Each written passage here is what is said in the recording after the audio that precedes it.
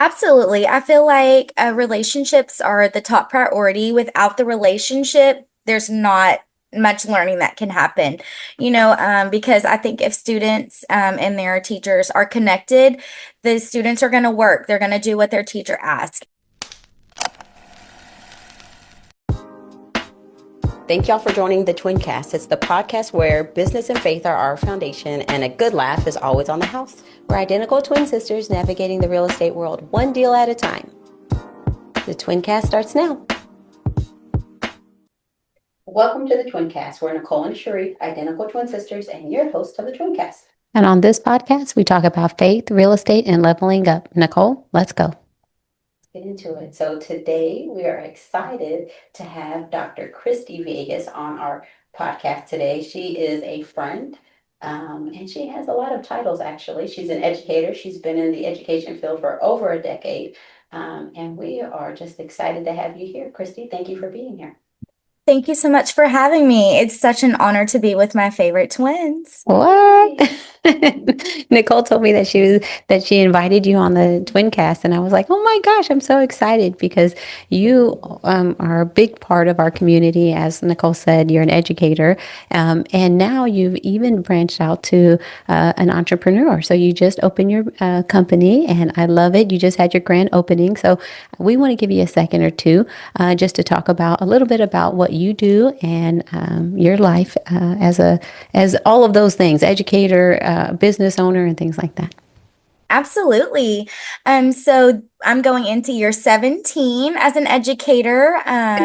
I was a classroom teacher prior to becoming a speech pathologist. And yes, Sunny Speech has just opened. We have a new clinic here on 317 in Belton. I'm super excited about that.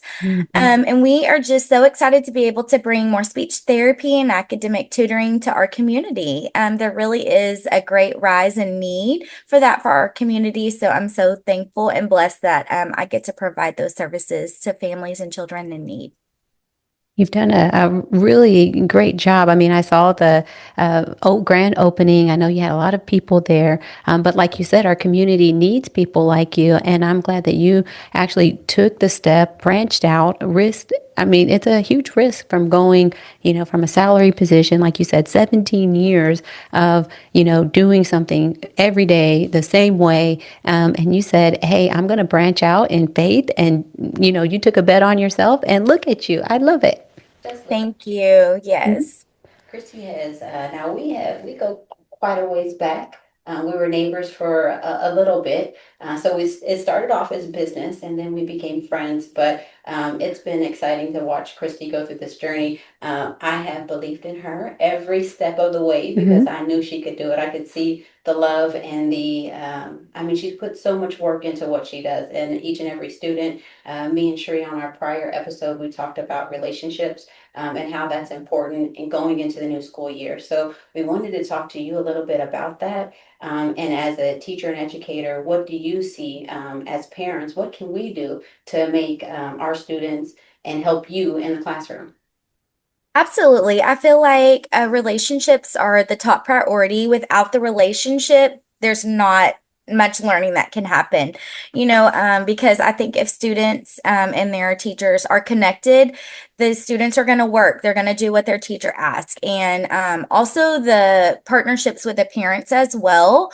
I feel like if the parents aren't supportive of the teacher, there's always going to be like, oh, well, my mom said this and my teacher said this kind of situation. So I feel like teachers and parents really have to be trying to think of the word, like one, really United. connected. Mm-hmm. Yes, united, have a united front, so if the expectation is Susie does her homework, we need mom to follow through on her end and do her homework. So I do think partnerships and relationships always come first in education, just building the relationships with the kiddos, building trust, building rapport. And most schools do, those are the best practices that they do, starting up the first week of school. I think we're going into almost week 2, not really a full week because, school week just had a few days coming in, but that definitely is top priority when starting a new school year, definitely.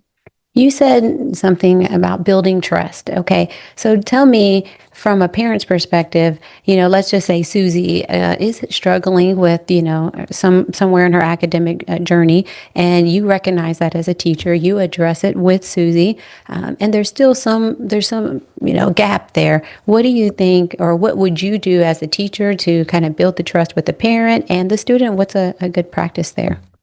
I think just not jumping to conclusions, right? Like the teacher can see that they're struggling, but what is the teacher doing to make strides towards that?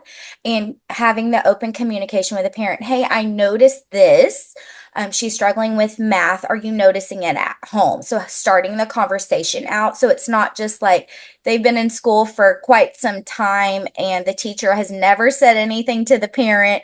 And now they're like, oh, we need testing. I think she has a learning disability when the teacher hasn't really communicated to the family. So I think just starting out, having open conversations with the families, talking with them. Hey, I've noticed this, these are my concerns. Do you also notice it? Um, did that answer the Yeah, question? that absolutely answered the question, because on the other side of it, because our kids are going to school and things like that, and we're sitting back and thinking, okay, what do we do to help them, get past this struggle? And so you're saying we need to reach out maybe to the teacher as well, but the teacher needs to communicate with us, not wait until we're 8 weeks into school and say, okay, there's a problem. We need to start talking sooner than later. Absolutely. And I think as a parent, I mean, because I've been a parent too, I still am a parent. Mhm. And I think just, hey, when they call and the teachers are like, hey, I'm so excited Susie's in my class. And you can say, hey, I have noticed she's having difficulty with this, and that. Do you mind keeping that on your radar? So then the parent is also putting it out there, hey, she has difficulty with this. Even my girl, she's a fifth grader this year. And when her teacher called, I said, hey, she's having a little bit of anxiety. She's nervous about going into the school year. And so she knew that when we came in. So meet the teacher, she had a different kind of perspective. I feel like she was able to talk with her, try and connect with Mhm. her, and just ease her a little bit. But if the teachers don't know, how can we expect them to know that? So I think it's just that open communication.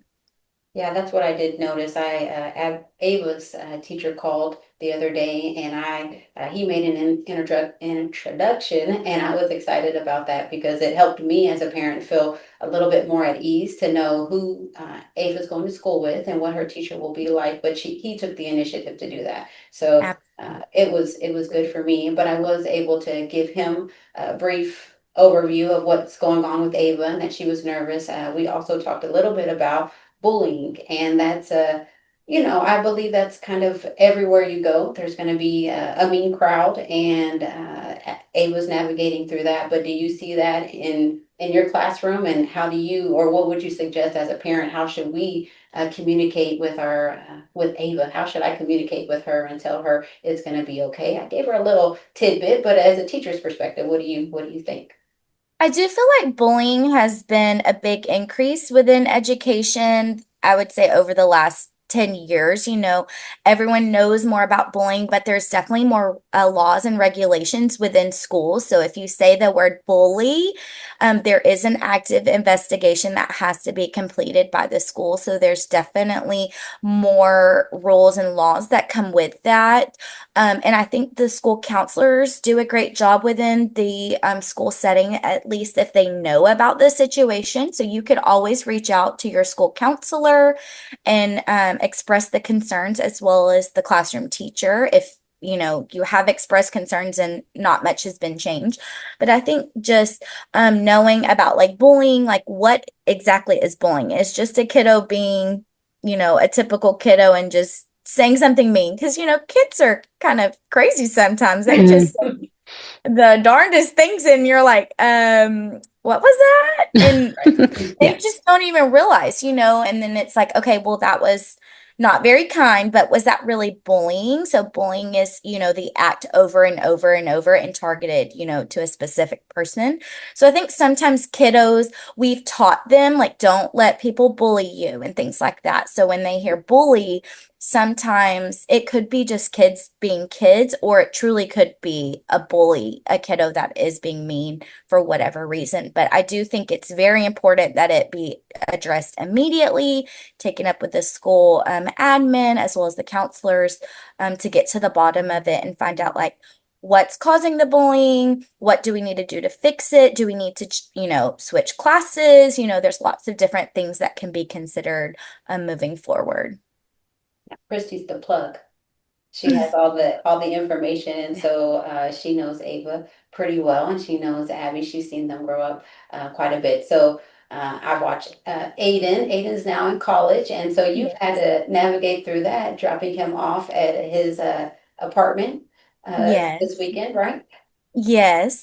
I will say it was much easier this year, second year of college. So he's a sophomore. I only cried 2 times. So um yeah, it's definitely getting easier, but it still is hard, and we don't want our kids to be bullied, or we don't want them to even think they're being bullied. So that's really, really hard.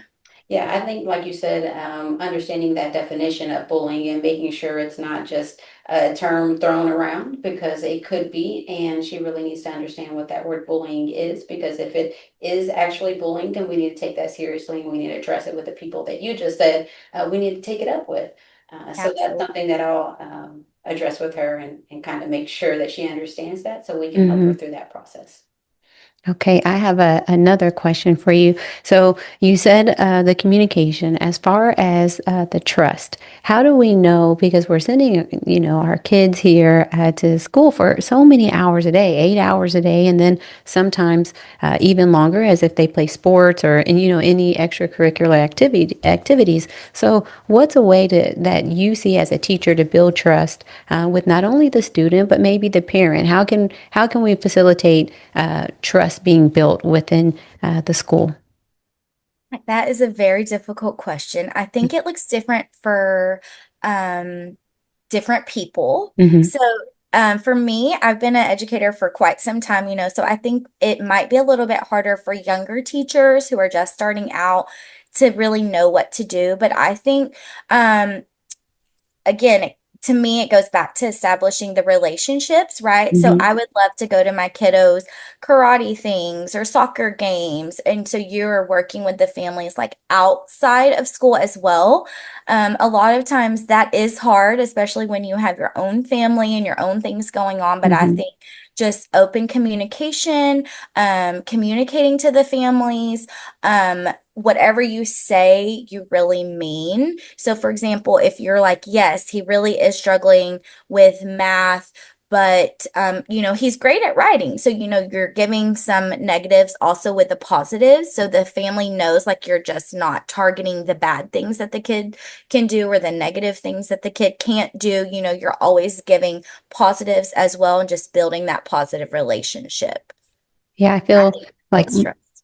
the kids, they'll you kind of shut off even as an adult. Like when you hear so many negatives, it's like, okay, I can't get it, I'll never get it, I'll never understand. But I think there's a book that says, with five attaboys, you can give one criticism, but you have to have so many. Great job, keep going, you're doing it, you're so great, you're so smart. And then you get the opportunity to say, but we need to kind of correct this, or we need to work on this, and showing up every day for that student, and encouraging them. So uh, I know y'all have a hard job, because this is so many days and so many times that you have to pour into these students, and building trust with people is just not easy, because the world that we live in. I mean, you do one wrong thing and somebody is ready to throw you to the wolves. So trust, I'm sure, is important, but like you said, the relationships, showing up, like even outside. Now that's a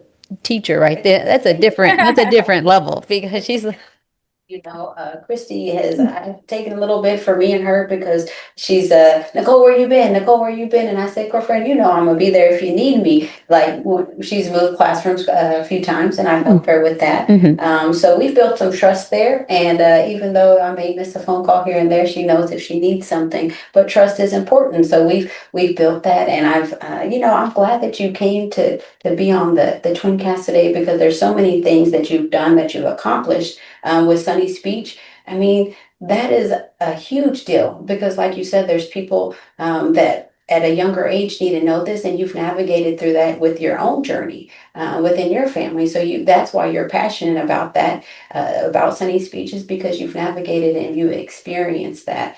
So you can help other moms know before and help them get through that a little bit easier without having to go through those bumps in the road like you did. And we want to talk to you again on another episode a little bit more about that because it's a big accomplishment. Wait. We've been saying, about Sunny Speech. So we got to at least explain what's happening at Sunny Speech. We can't just, that's just too much of a teaser. So tell us what Sunny Speech actually does. Yes, so we provide speech therapy and academic tutoring for all children. So we start as early as 18 months and we go all the way up to 12th grade. Wow. Yeah, so I love still being able to be a teacher and support. This summer we've had our tutoring groups where we've worked on our reading skills as well as our math skills. It really is all individualized based on whatever the kiddo is actually needing. Okay, because I was not understanding that, so I didn't know that you also provide tutoring. I thought it was just for those kiddos that had maybe a speech delay or something to that effect. But this is not just that. That's good.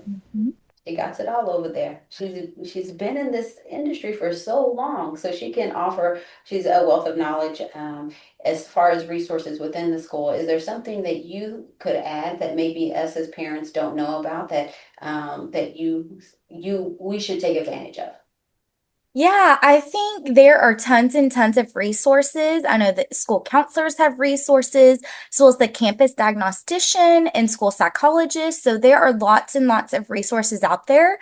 It really all just depends on what you're needing. So if you're concerned with your kiddo having dyslexia or a learning disability, you can always reach out to those people, as well as the speech pathologist at your campus. They can also help provide support and then at least get you to the right person that you need to. So if your child is struggling with anything academically, those are your big people to go to. So that can always be you communicate to the teacher your concerns. And if the teacher's like, actually, they're doing great, they're right on track where they need to be, I wouldn't be as concerned. But parents, have the right to request an evaluation at any time within the public school. So that option is always out there if there is a need.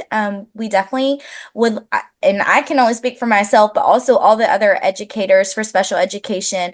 You can always reach out and they will be very happy to get you the right information that you need. Good to know.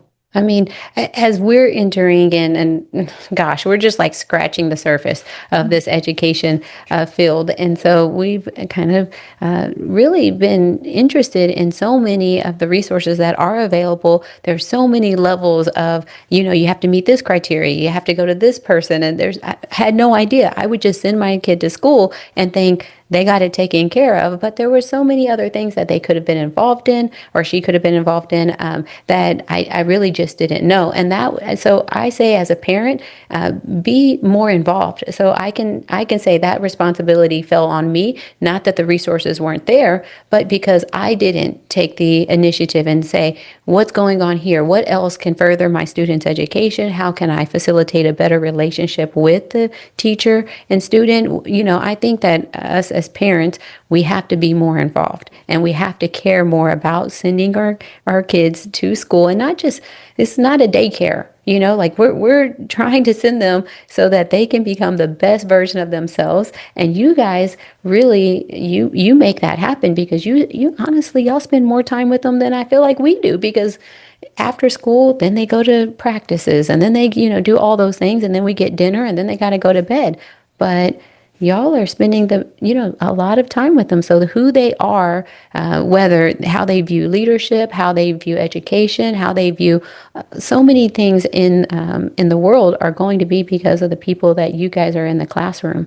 And so I can say when we see you in the classroom, or for those 17 years, you made an impact with those students. And I mean, if it weren't so, I don't think you would have been able to open the your business, and you wouldn't have felt comfortable. Well, you did because you learned. You had all that time to learn the education system and build the relationships with the people. And I'm sure you had so many people say, you can do it, and you did it. Yes. Yeah, you had those relationships.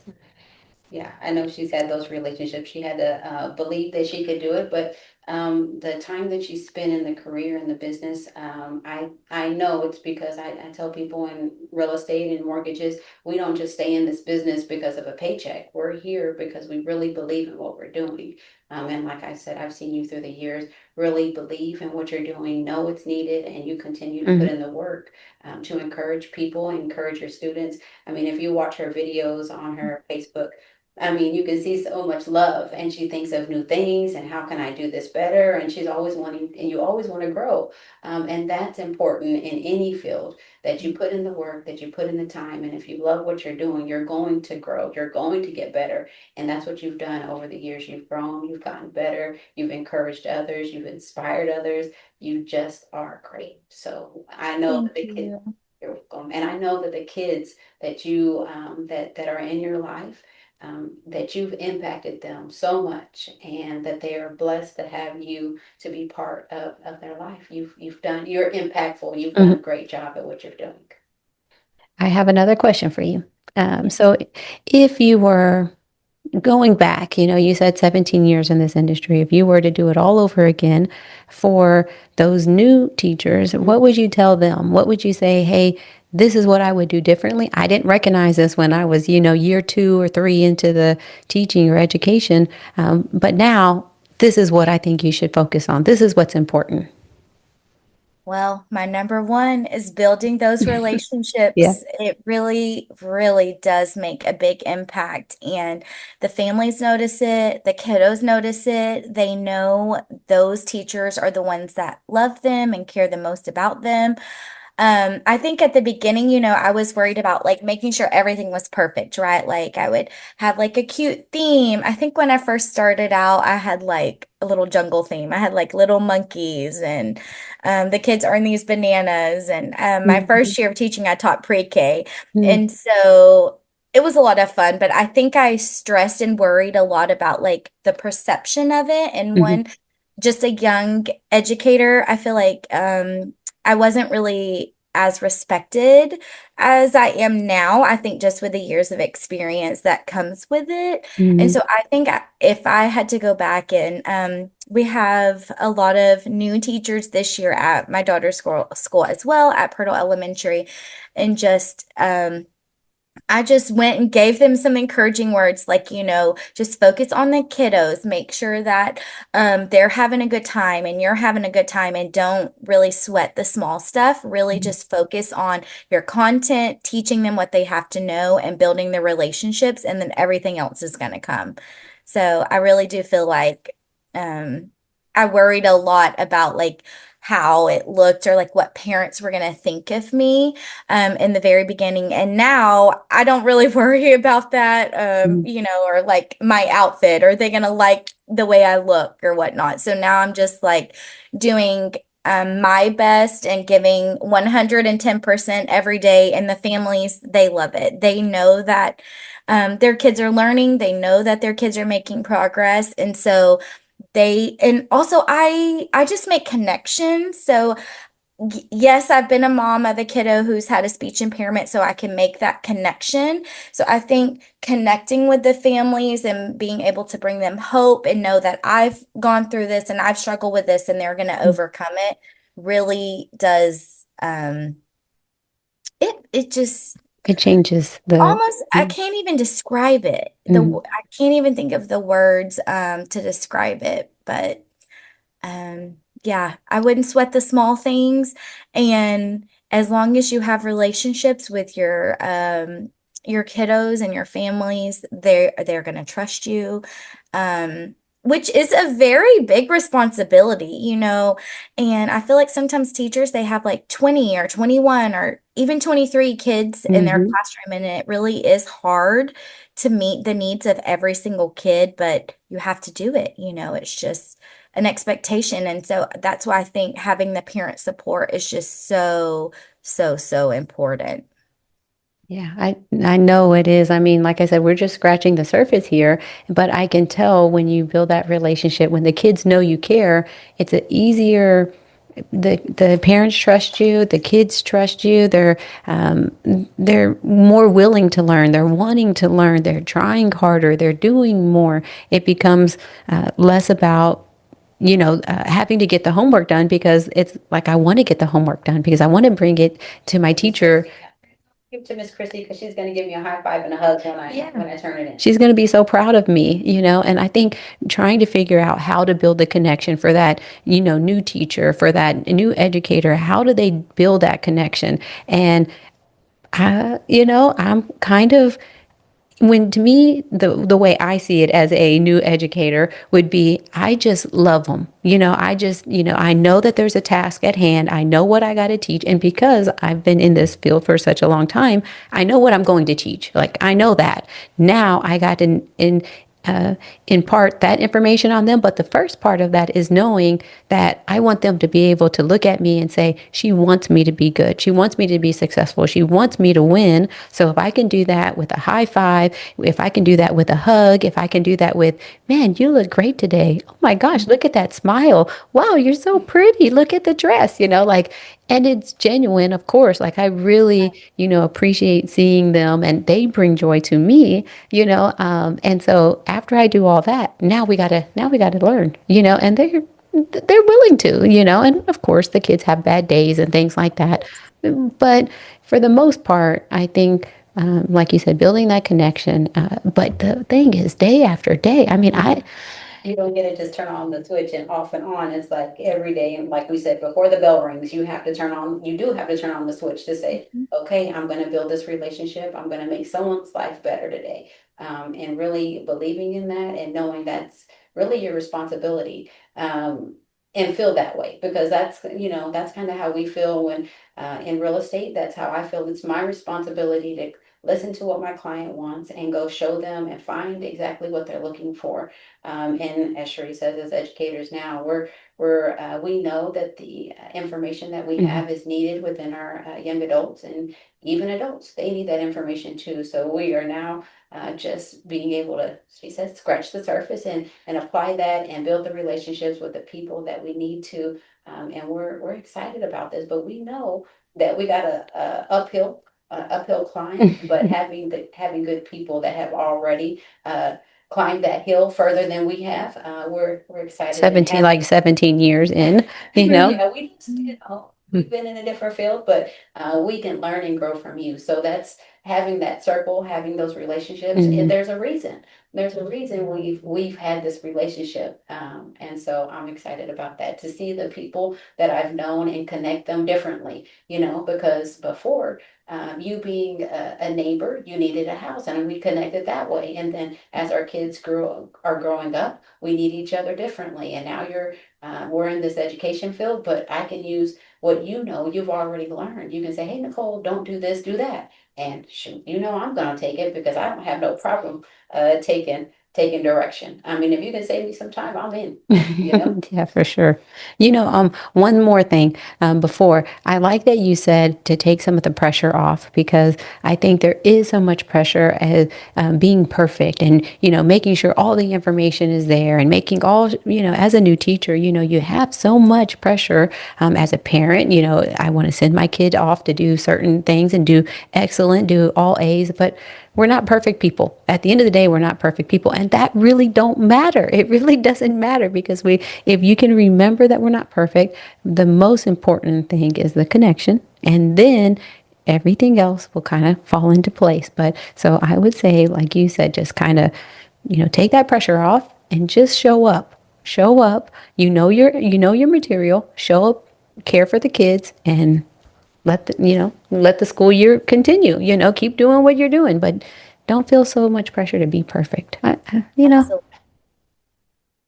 Well, we have one last question for you, Sheree would like to ask. Okay, so if the walls could talk in because you're an educator, we're going to change it a little bit. So, if the walls could talk in your classroom, what would they say? I think they would say, we are bringing hope and joy to all children and families and helping them find their voice. That's true. I Mhm. like it. Okay. I think they would say also that you're great, you can do it, you've done it. I think they would say things like that too. But Christy, thank you so much, friend, for being on our show today. Thank you so much for having me. It's been an honor, and I can't wait to do it again. Okay, well, if you like today's episode, like, share, and subscribe. And until next time, keep dreaming big, planning smart, and with the right team, you hold the keys.